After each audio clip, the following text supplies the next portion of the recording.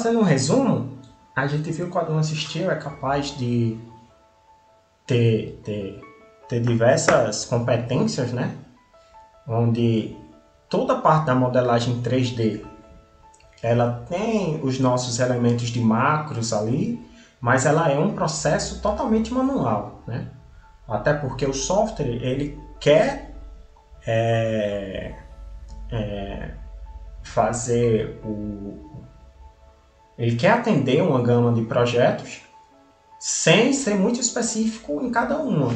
Dessa forma, ele tenta ser minimalista ao máximo para atender a maior diversidade, né, de projetos. Aí a gente tem a geração dos diagramas e montagens e detalhes, que é aquele processo de câmeras que eu expliquei.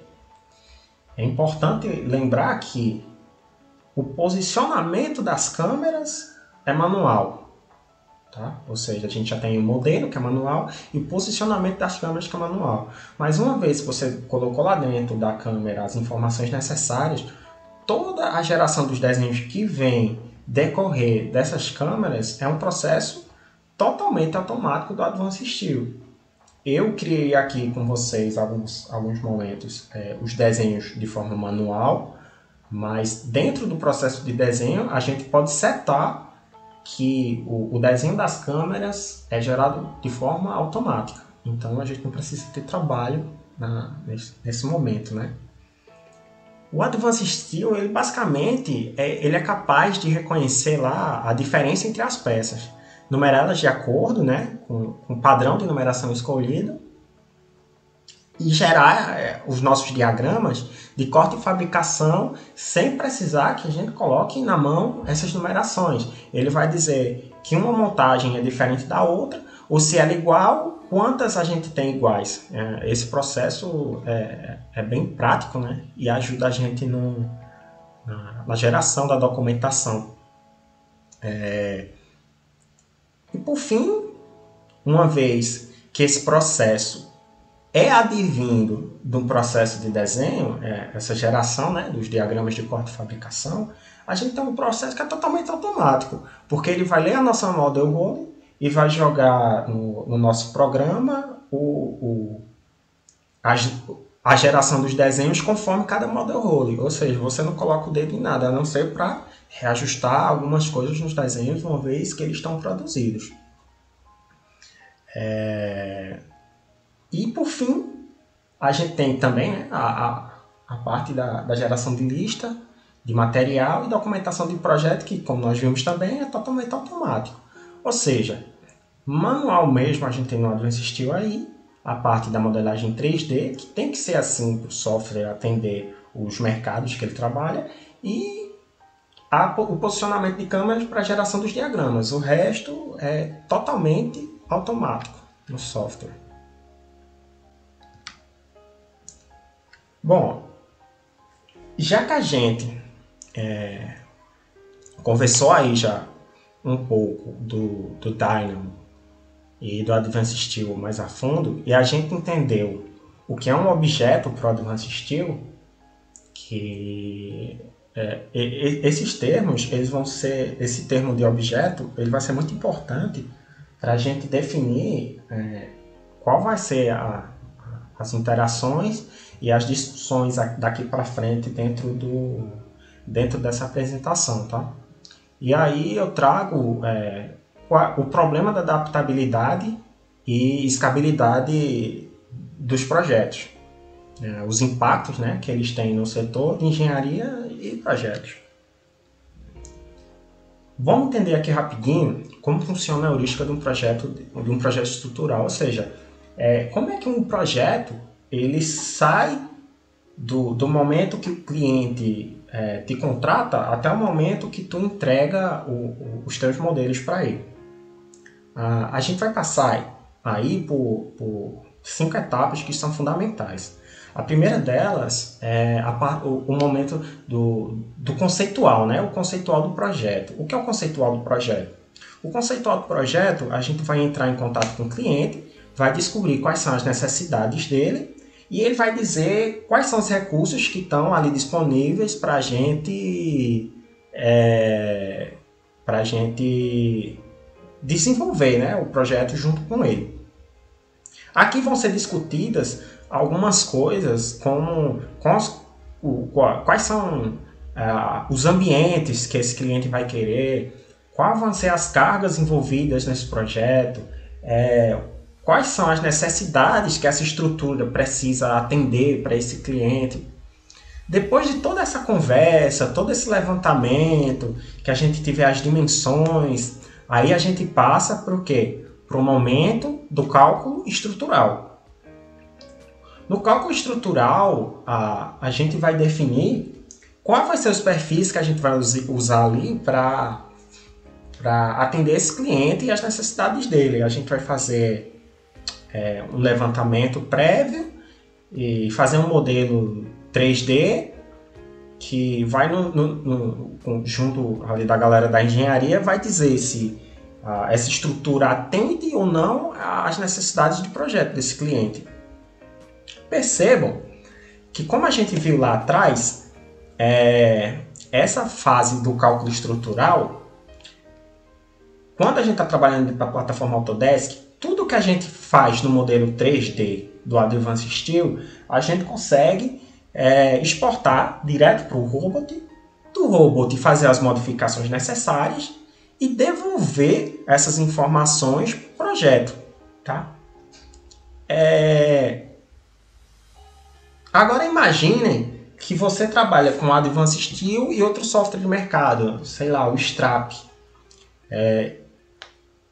Perceba que você vai ter que fazer esse momento separado. Ou seja, você vai ter que fazer o cálculo estrutural no software que você tem específico, trazer todas essas dimensões, alguns exportam, né, algumas coisas para o ambiente AutoCAD, que é o ambiente do Advanced Steel, e aí você importa no seu modelo e gera o seu modelo 3D lá e consegue extrair os desenhos. Bom, a gente passou da fase conceitual, passou da parte do cálculo estrutural, e aí a gente gera um modelo executivo para aprovação. Nesse modelo executivo para aprovação, a gente vai mostrar para o cliente, em desenho 2D ou 3D, depende da preferência dele, se as necessidades dele foram atendidas.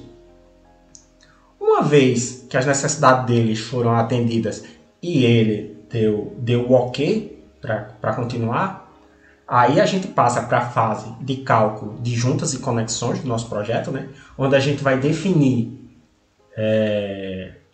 quais parafusos, quais os padrões de parafusos, de soldas e elementos de interconexão que vão promover as ligações da nossa estrutura. E passando da fase de cálculo, a gente vai para a parte do modelo de fabricação e montagem, que é dentro do nosso modelo BIM, lá dentro do Advanced Steel. A gente vai gerar a nossa documentação de montagem, fabricação, listas, fazer compatibilizações de projeto. Percebam que para o cliente ele vai analisar essa linha do tempo muito linear. Ele vai falar com você vai fazer o cálculo, vai entregar um projeto executivo para ele dizer se está tudo certo ou não. Você vai passar para a parte de cálculo e modelo BIM. Só que o que acontece do ponto de vista da engenharia é muito diferente do que o cliente enxerga. Ou seja,